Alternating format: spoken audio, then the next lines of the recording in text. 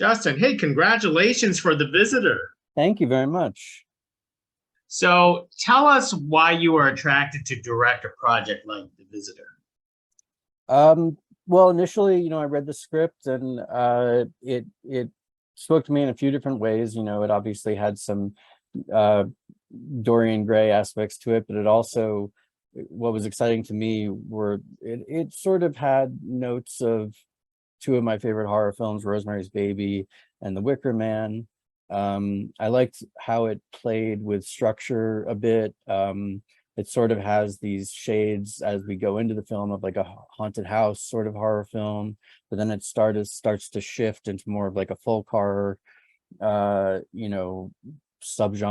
And I like when scripts are trying to do something where it stretches the walls of the box a little bit, of the genre. So I thought that was fun.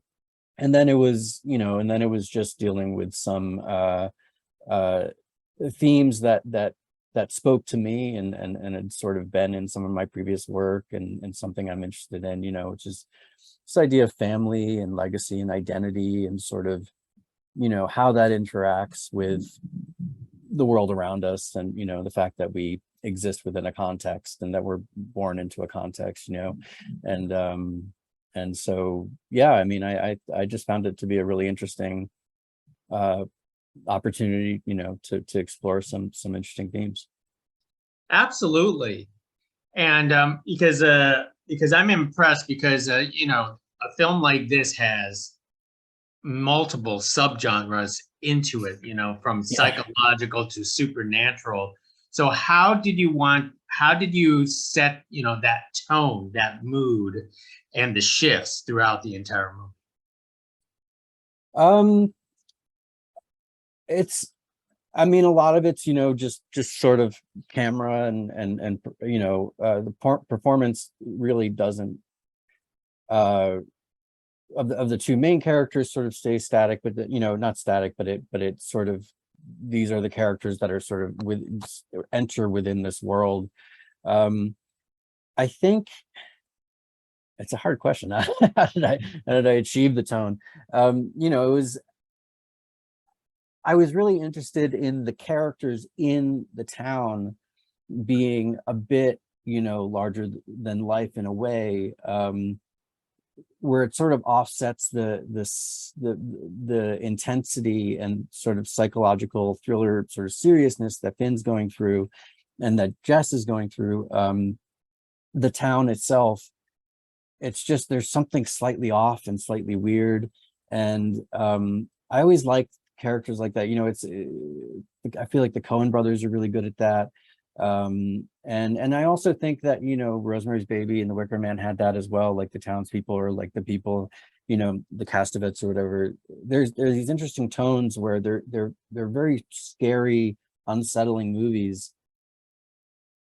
but they're also, there's also this playfulness to it, that maybe even makes it slightly more unsettling, because um because you're not really sure how to take it and what's going to happen next. um I feel like the comedy and horror can kind of go hand in hand. And so yeah, I mean, it was mostly, and just sort of going off instinct. As a horror lover, I've seen lots of horror films, and so even if it's not like referencing one in particular, you know none of us are reinventing the wheel necessarily. We're filmmakers and film fans and film lovers, and so all the films that we've watched and all that information we've aggregated over time is going to come through in our instincts as filmmakers. And so knowing that I wanted to go into the film and have it be slightly more of a haunted house, feel, was sort of a guiding light in that section, and then sort of letting it, move on from there. I don't know if any of that made sense, but No, it does make sense, and I'm going to add to it the fact that the production setting helps, with with both the town and the house. Could you discuss about finding these perfect locations to set the tone? Yeah, it was interesting actually, because we shot in New Orleans, and it was during, actually we were pushed back because of the hurricane that happened down there back in, I think it was September of last year. And so the exterior of the house that we use is actually, we were going to use the interior of that too, and it was perfect location. And then that damage had that house had extensive damage from the hurricane, and we were not able to use the interior. So we ended up finding an interior of a house in New Orleans proper, in the city. It was, the bane of the sound mixers, sound designers' existence, that they had to, there was a streetcar constantly going by outside, and we're supposed to be in this, quiet country setting. So we had to work around that. But yeah, I mean, those are the kind of exciting, challenges that happen in any production, and you sort of, it's what makes filmmaking fun, is the problem solving. And so yeah, we ended up using two different houses, but they both had that sort of, they both brought something different. They sort of had this Gothic, feel to them. And while the film, doesn't take place in New Orleans per se, it's sort of more generalized. It definitely gave it a heft and an aura of, like you said, the setting feels like something.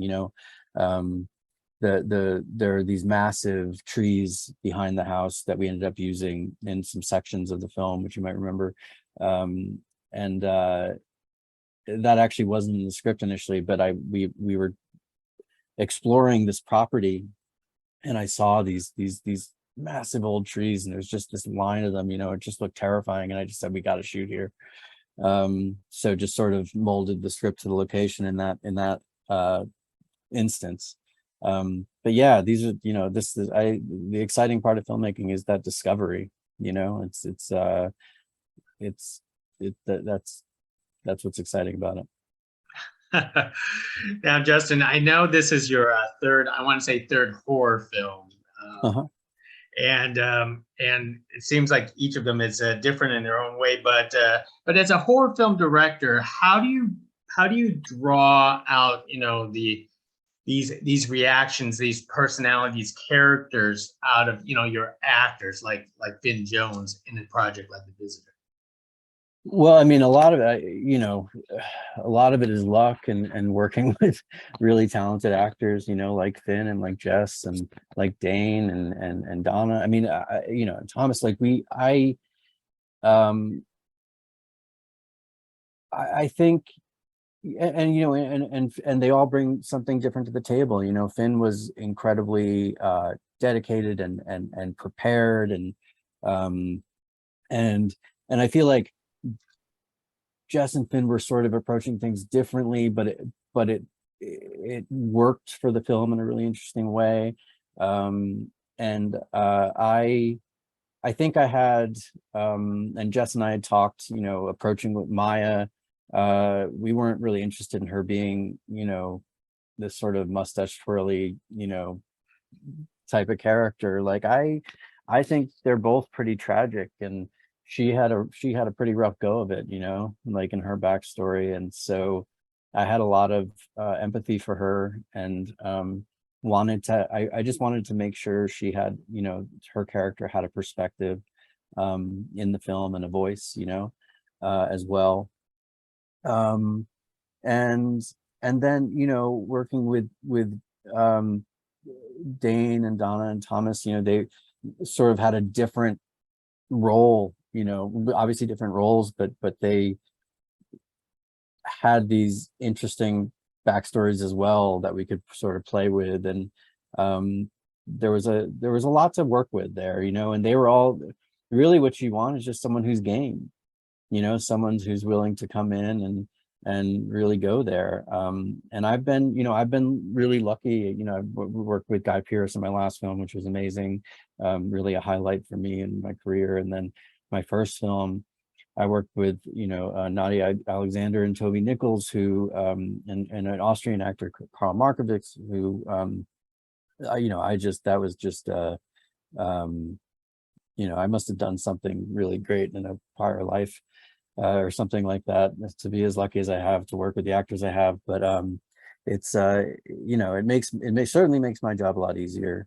But I think ultimately it's just communication and allowing them to play and explore and really, like I always say, sort of standing on the shoulders of the other people you work with, because these are all talented people. You're working, filmmaking is a collaborative medium, and so you're only as good as the people you're surrounded with. So I think the actors in this film really brought it, really did a great job. Most excellent, and it's a wonderful film too. Oh, So thank you. congratulations, Justin. Thanks so Thank you much. For speaking to us again, and hopefully Oh, it was a pleasure. Yeah. you let Finn keep one of those artworks that you created for the book. I hope he did. Yeah, I don't know, but I hope he got at least one of them. It's a little bit different version of a selfie, I guess. That's right. Thank you very much. You got it. We'll talk to you again on your next project. I hope so. Thank you.